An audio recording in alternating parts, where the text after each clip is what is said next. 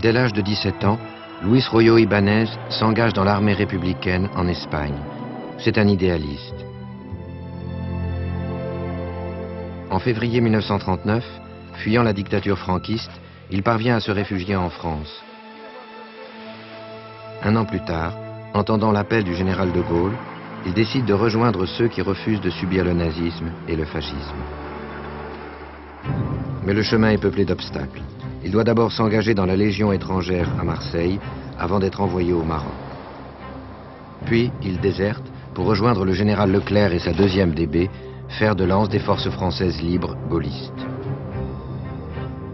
Il intègre alors la 9e compagnie du régiment de marche du Tchad, surnommée la Nueve, car elle rassemble essentiellement des républicains espagnols. En août 1944, avec ses compagnons de la 2e DB, il foule de nouveau le sol de France sur les plages de Normandie.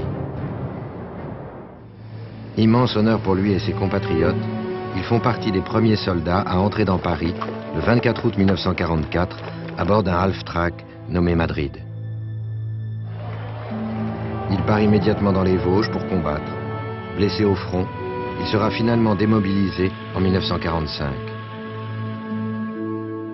65 ans plus tard, en 2010, la ville de Paris lui décerna la Grande Médaille de Vermeil, hommage suprême pour ce combattant de la liberté.